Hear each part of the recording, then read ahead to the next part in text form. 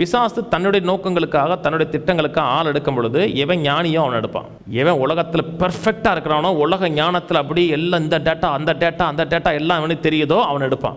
தேவன் எவனுக்கு ஒன்றும் தெரியல நினைக்கிறானோ அவனை சூஸ் பண்ணுவார். எவனுக்கு மாம்ச சத்துவம் இல்லை, மாம்ச பலன் இல்லையே நினைக்கிறானோ அவன் எடுத்து அவனுக்கு தன்னுடைய அபிஷேகத்தை வைப்பார். நம்முடைய மனதை சிம்சோன்னா பெரிய பெரிய ஆஜானுபாகமான ஆள் தான் நினைப்போம். வேதம் சொல்லுகிறது பலவீனத்தில் பலன் கொண்டான் இருக்கு. சிம்சோன் இயற்கையாக பெரிய பலசாலி கிடையாது.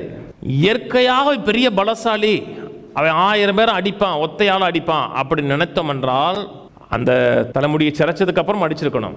அவனுக்கு இருந்த பலன் மாம்ச பலன் கிடையாது. மாம்சத்தில் பலவீனமானவன், நடக்கக்கூட வியாதியை சொல்லல, தேவனுடைய நோக்கங்களை நிறைவேற்ற கொடுக்கக்கூடிய பலவீனமானவன். அவன் மேல ஆவியானவர் இறங்குறார், தேவனுடைய அபிஷேகம் இறங்குது, தேவனுடைய கிருபை இறங்குது. அப்ப அவன் பலசாலியா மாறுறான். எந்த நேரத்தில் என்னால் முடியாது, தேவனுடைய நோக்கங்கள் நிறைவேற்றுவதற்கு என் மாம்சத்தில் சத்துவம் இல்லை என்று நினைக்கிறீர்களோ அப்பொழுது தேவன் உங்களுக்கு சத்துவமா இருக்கிறார்.